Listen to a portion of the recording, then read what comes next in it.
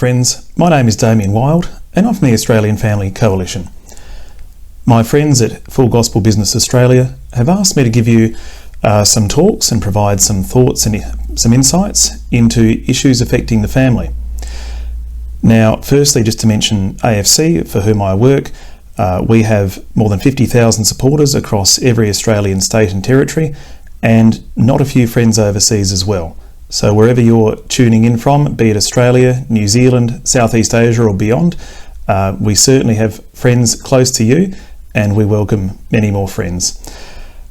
In terms of issues affecting the family, challenges confronting the family today, where do I start? Really, it is going to be very difficult to do this topic justice in such a short period of time, but we do have several episodes to try and wade through some of these issues. And there are a number of ways we can explore them, these issues affecting the family. I say the family in a couple of ways also.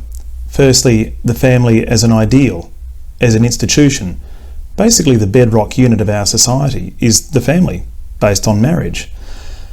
But then, of course, putting aside the ideal of the family, the practical reality for families, including yours and mine, as we negotiate some of the challenges of the modern world. And I acknowledge that some of these issues will vary from country to country, depending on your own local cultural and political norms, the role of faith in our societies today as well.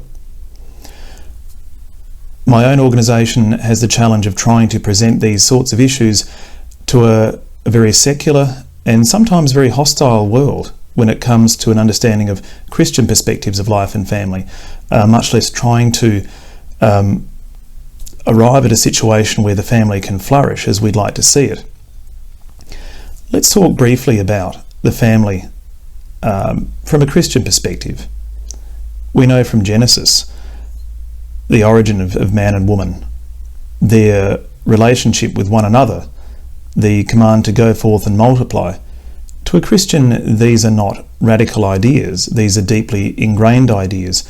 We read in Scripture, we understand from our own faith backgrounds, but they are increasingly divorced from reality for many secular listeners who hear what they believe now to be an outmoded, outdated, and rather quaint idea of what marriage and family should be, even if they believe that marriage and family have any role at all in our modern world. Many people believe marriage to be an outdated institution, something that could be consigned quite easily to the dustbin of history.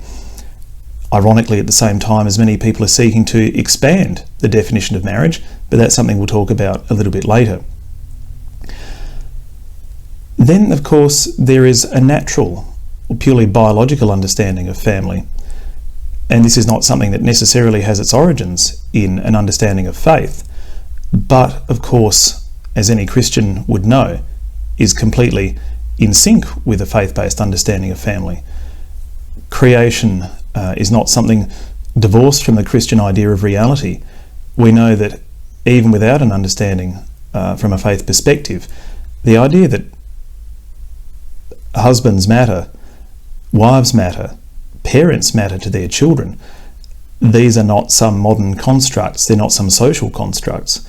These are things quite deeply rooted in biological reality. They are rooted in millennia of human history. It's quite interesting, therefore, to see the challenges that confront this very reason-based and very rational understanding of what the family is from both a Christian and a natural perspective. G.K. Chesterton, that famous Christian man of letters, writing some 100 years ago in the United Kingdom, talked about a triangle of truisms: mother, father and children. He said you could redefine it, you could muck around with it, but do so at your peril. That reality remains regardless of what we might try to do to the family. But be that as it may, there are many issues and challenges confronting the family today. You know that, and I know that. Let's try and look at some of them, perhaps both external and internal, as we might categorise them. Looking at some of the external threats today, and again, as I acknowledged earlier, these will vary from country to country, but there are what I would call legislative threats to the family, and there are cultural threats to the family. So the legislative ones first. Let's look at the beginning of life. Abortion today is freely available through much of the world. In some of the more liberal Western societies like Australia and New Zealand, they've recently seen, after some 50 years of legalised abortion, whether through the court process or through a parliamentary process, a sudden rush towards a wholesale abortion to birth, no holds barred rules, essentially removing abortion from being an exemption to the criminal code. That is, it's not permissible to take a life except in the case of abortion. We have now seen even those criteria removed from laws, and essentially, for the most part, no rationale, no reason required, abortion available up till birth. Now, obviously, quite aside from the incredible impact this has on the life of the unborn and to the health and well-being of any mother who goes through that process, because regardless of what people pretend to think, abortion trauma is a huge plague affecting our society. But putting all of that aside, looking back to the family as an ideal again for a moment, the diminishing of the value of human life, the tarnishing of the dignity of human life, is a very tragic process that we are still seeing unfold before our very eyes at the moment. And that lends itself to many other threats facing life and family today. It's no surprise that some decades after we see life diminished at the very beginnings of life, from conception and in the womb, which should be the safest place on earth, we now see a huge momentum behind euthanasia and assisted suicide laws. Now, people may term these whatever they wish. They may like to dress them up as voluntary assisted dying or some other fancy term. But these laws essentially boil down to one of two things: either a person seeking to end their own life, or having someone to help them do it. For a Christian, these would be suicide and murder, respectively. Let's not sugarcoat it. We are not talking about the turning off of a machine. We're not talking about the end of burdensome treatment, unnecessarily prolonging life. No Christian wishes to see someone unduly or unnecessarily suffer. That goes without saying. But we are seeing laws aimed at the deliberate taking of a life. The severe, again, diminishing of the value of human life in this regard is extraordinary. And we see this at the same time as many of our leaders are concerned with the huge impact on mental health in our times, the need for suicide prevention programs. Likewise, the enormous growth in the number of elder abuse cases, not always necessarily physical, but sometimes emotional, sometimes issues of neglect, financial abuse, and so on. Is this a society that people would wish to see the rollout of euthanasia and assisted suicide into? It beggars belief. Likewise, marriage, as essentially the linchpin of the family. As I mentioned before, marriage is that basic unit of society. But the linchpin within it, the foundation of the foundation, is marriage, based on one man and one woman. Again, both a Christian faith-based understanding, but also biological reality. It takes a man and a woman to have a child. The diminution of marriage is not something new. We have seen that take place over decades, whether it be the liberalising of divorce laws, particularly in Western countries, the advent of no-fault divorce laws in the 1970s, the legislation of de facto relationships into marriage-like laws across different jurisdictions from the 1970s onwards, which incidentally were often done with the best of reasons, trying to promote stability for any children born into those relationships. But again, changing the understanding of marriage and removing it from its relatively elevated position in society, through to the more recent phenomenon we've seen predominantly in Western countries, but now even within Asia in places like Taiwan, where people in same-sex relationships have sought to enjoy some of those same benefits. Now, on the surface of it, one can understand why, in the same way de facto relationships received legal protections in the 1970s, why some of these people might have some sort of claim over property, inheritance, superannuation and so on. But when it comes to marriage, this is a completely different kettle of fish. Marriage predates the state. It predates nation states.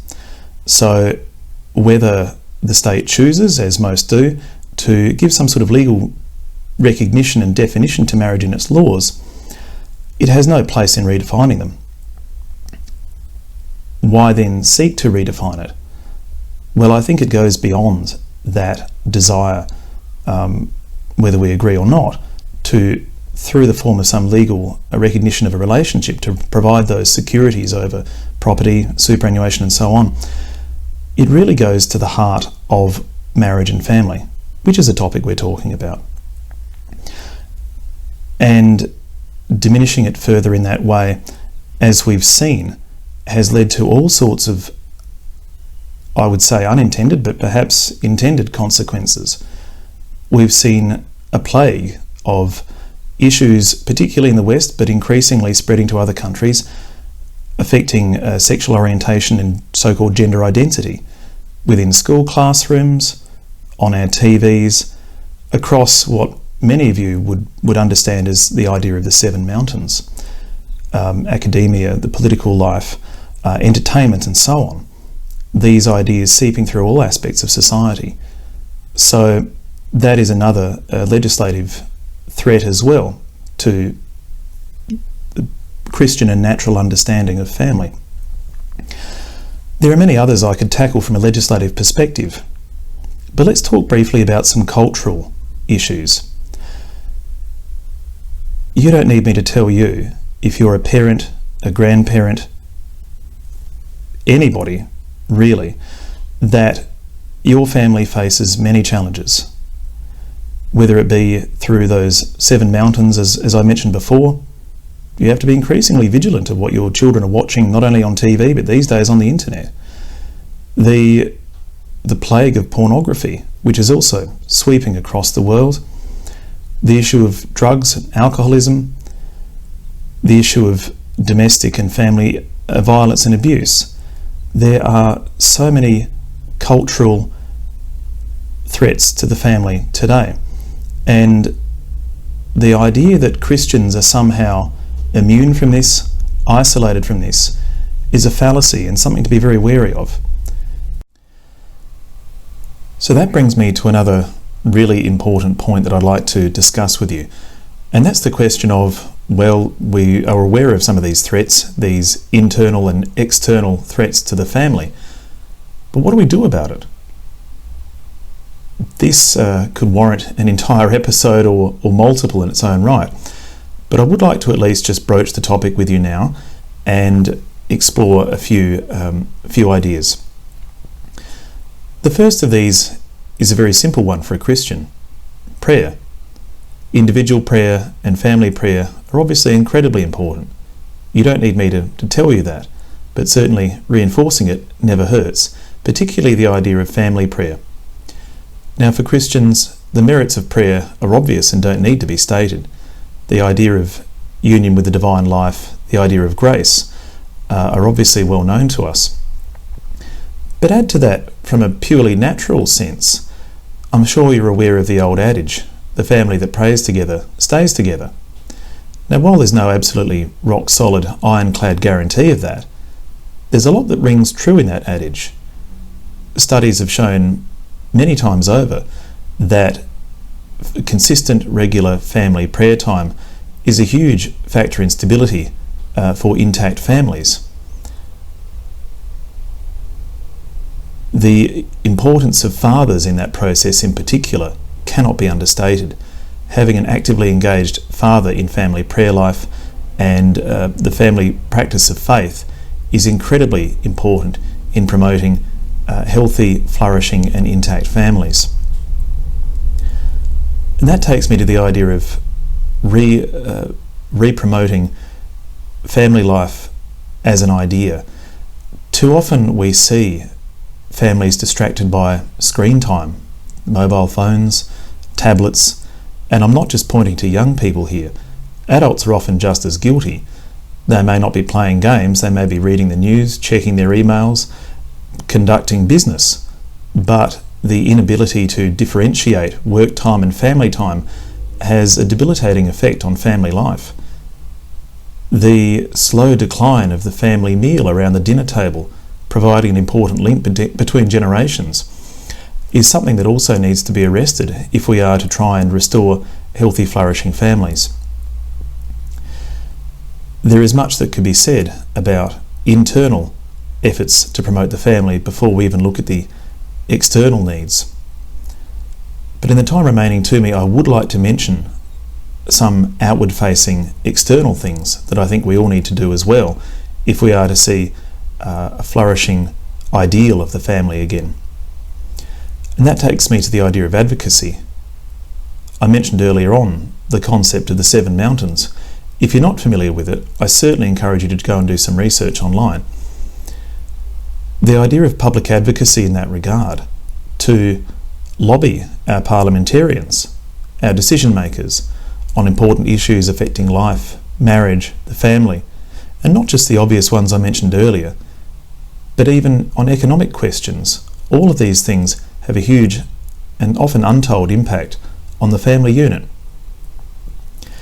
It may well be that you yourself are called to become involved in a party political sense. Christians should not shy away from that. The idea of render unto Caesar doesn't remove an obligation from the Christian to be involved in public life. And in fact, I would go so far as to say a good, sound and well-formed Christian voice is needed now in public life, perhaps more than ever before. I hope to share a few more thoughts with you in coming weeks in conjunction with our friends at Full Gospel Business Australia. But for now, if you've enjoyed what you've heard on this episode, I do encourage you to visit our website, the Australian Family Coalition. You can find us at austfamily.com.au. That's austfamily.com.au. If you click on the sign up option, we can send you our free regular newsletter, and we'd love to have you on board to partner with you and keep you informed on these and the many other issues that we regularly engage with. So thank you very much for joining me for this short episode, and together we can work to ensure that the family, both our own families and the family as an idea in broader society, flourish. Thank you.